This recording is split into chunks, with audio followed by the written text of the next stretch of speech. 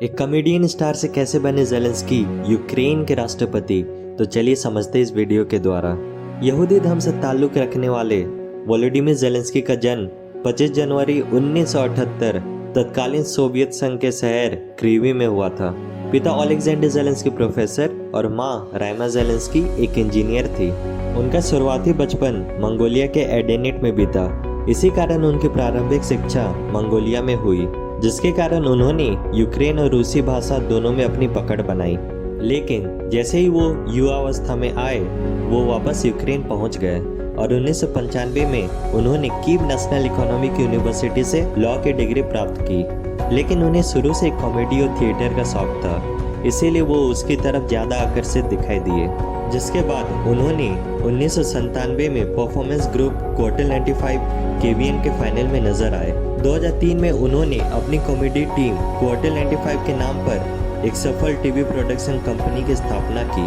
2010 तक Zelensky Ukraine television के इतिहास के सबसे सफल कलाकारों में शुमार होने लगे। उन्होंने कई सुपरहिट टेलीविज़न शोज और फिल्मों में भी काम किया, जिसमें love in the big city और रेजस्की वर्सेस नेपोलियन काफ़ी प्रसिद्ध है। ज़ेलेंस्की की शादी 2003 में ओलिना कियास्को से हुई थी।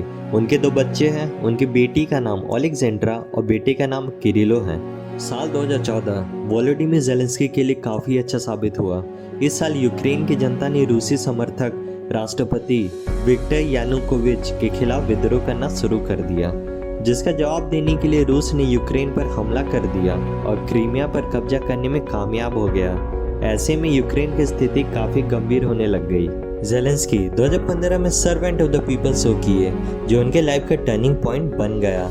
इस शो में वे एक टीचर के रोल में थे, जिसमें इस किरदार को एक दिन सुबह पता चलता है कि वह 60% से अधिक वोट के साथ देश के राष्ट्रपति चुन लिए गए हैं। इस शो में शिक्षक भ्रष्टाचार पर भाषण देकर राष्ट्रपति बन गए। असल जिंदगी में भी ज़ेलेंस्की ने भ्रष्टाचार को मिटाने की कसम खाकर राष्ट्रपति की कुर्सी पाई।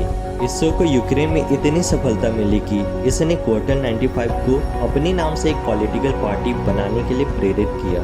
कहा जाता है कि इस रोल में मिली सफलता की वजह से ही ज़ेलेंस्की 2019 में राष्ट्रपति पद का चुनाव लड़ने के लिए तैयार हुए, जिसके बाद उन्होंने तत्कालीन राष्ट्रपति पेट्रो पोरोशेंको को चुनौती दी और भारी बहुमत के साथ यूक्रेन की कमान राष्ट्रपति के तौर पर संभाली। उनके राष्ट्रपति बनते ही यूक्रेन की जनता काफ़ी प्रसन्न दिखाई दी। उनका कहना था कि अब हमें अपना पसंदीदा राष्ट्रपति मिल गया है। इसी के साथ शुरू हुआ वोलोडिमिर ज़ेलेंस्की का पॉलिटिकल करियर। मौजूदा स्थिति में भी जब रूस ने यूक्रेन पर हमला किया, तब ज़ेलेंस्की अपने देश के साथ डट कर खड़े हैं और अपने राष्ट्रपति होने का भार पूरी परिपक्वता से निभा रहे हैं। अपनी साहस और देशभक्ति के चलते उनकी पूरी दुनिया में प्रशंसा की जा रही। इस मुश्किल घड़ी में यूक्रेन को अपना कैप्टन यूक्रेन मिल चुका है।